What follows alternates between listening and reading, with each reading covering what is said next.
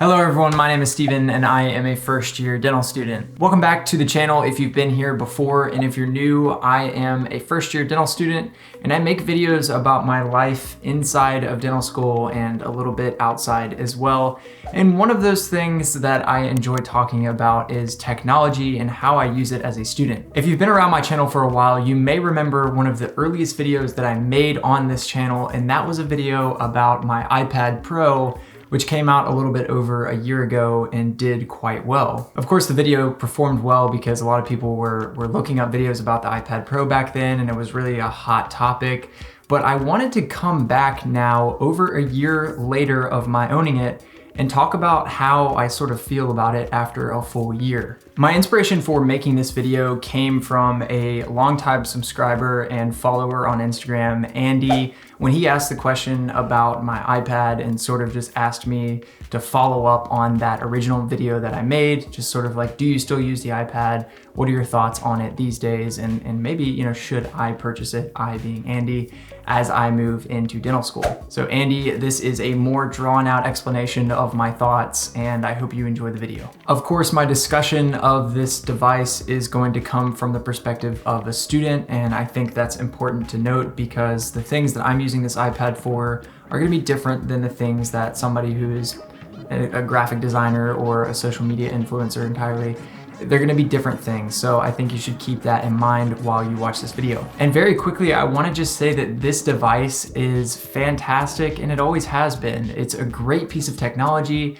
It functions and does absolutely anything that you want it to. You can get some accessories that make the experience of using it even more pleasurable, like the Apple Pencil and now a bunch of different keyboard options. So it is a great device, but the ways that I've used it in my first year of dental school have been different than I thought they would be, and that's kind of what I want to talk about in this video. So remember to subscribe to my channel if you're interested in more content, and like this video if you enjoy it. Let's get right into it. When I bought the iPad, I sort of had this vision in my head that in dental school I would be taking notes in each of my lectures, and you know, I saw the note-taking apps, the digital note-taking apps that are on the iPad, and I thought I could create these beautiful notes and have everything super organized and it would be perfect. But then 2020 happened and dental school went from being normal school and everything's, you know, like it always has been, to a completely different experience, and that was an experience online. And once we went online, I realized that the way I studied and the way I approached my courses was different than the way it would have been if I was in lecture halls, and that meant that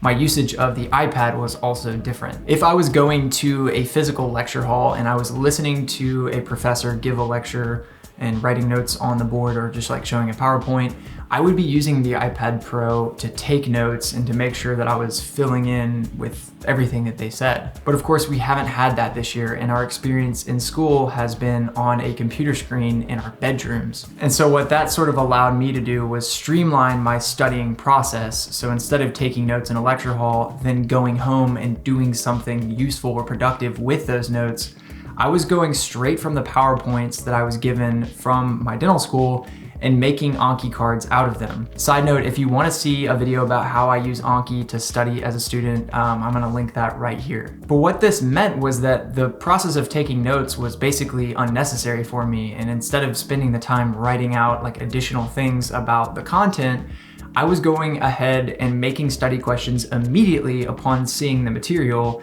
which was just a huge step taken out. But with the removal of that huge step came the removal of the iPad as a necessary tool. I should also mention here that I primarily use my MacBook Pro as my driver for everything.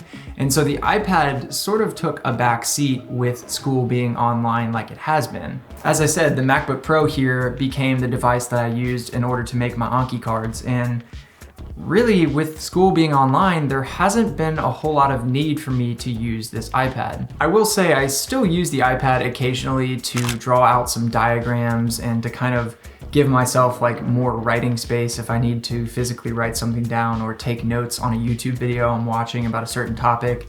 So it's still used in my study routine. It's just not used as frequently and as thoroughly as I thought it would be when I purchased it. And what I mean by that is that when we go back to school in person like normal, which I hope happens very soon, I will probably have a good place again for the iPad in my sort of study routine, because I'll be back in those lecture halls taking notes, and then I will go from the notes that I take in lecture halls to home and to my computer to make Anki cards. So really this year there just hasn't been a whole lot of need for the iPad, and that's not really a bad thing. It's still, like I said, a device that I love using and I plan to use a lot in the future. But it's made me kind of ponder the question of MacBook versus iPad, and like, what do you truly need as a student? And if you came to this video because you're trying to decide between a laptop like a MacBook and an iPad, I would give you the recommendation of going with a MacBook. The reason for that is that a MacBook is a little bit more solid as a computer, and if you want to do anything outside of school, like create content like I do, the MacBook is going to help you out a lot more with those things than the iPad would, because the iPad is still kind of like a large iPhone with, you know, some new functions, and they're continuing to update that with the software. But something about the laptop and having a physical keyboard and a touchpad and all of these things together makes it a little bit more conducive to running programs like the Adobe Creative Cloud, what I do, Premiere, Photoshop, Lightroom, all of these things, and some of the other, you know, softwares and programs that you might run in realms outside of school. And now there's you know, a new lineup of M1 MacBooks, and they have MacBook Airs, which are a little bit more reasonably priced. So there's definitely just like a lot of considerations to make for which device you choose as your primary device as a student than there may have been back when I was getting these devices a year or two ago. So yeah, the summary of all of this is that I haven't really used the iPad as much as I thought I would, but that doesn't mean that's the end of my relationship with the iPad. I still have 3.5 more years of dental school and plenty of things that I will be using the iPad for in the future. It's just something to consider if you're in a similar situation to the one that I'm in and you're making the decision between a dedicated laptop and an iPad. And I look forward to discussing the topic of my MacBook and my iPad a lot more in the future. So if you're interested in sticking around and hearing what I have to say about that, go ahead and subscribe to this YouTube channel now and stay up to date with what I'm releasing, because I promise it's gonna be good. That's pretty much all I wanted to say about the iPad in this video. So if that's kind of what you came here for, thank you for watching. And for the rest of you that are subscribers and you kind of want to hear a little bit of an update, I am actually filming on a camera that no longer belongs to me. This camera right here that I'm currently shooting on has been the one that I've been shooting on my entire YouTube channel this whole past year, and I've had it for many years before that.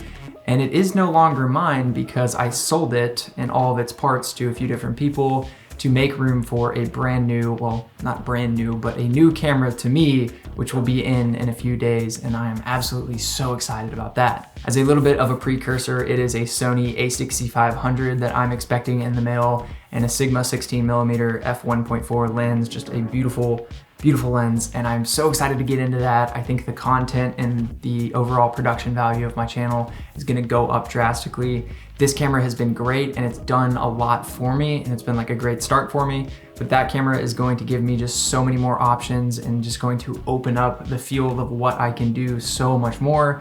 So if you are looking forward to seeing that content, it'll be coming really, really shortly. I appreciate you all for watching these videos, as I always say, and I'm so happy that I'm starting to get more and more subscribers.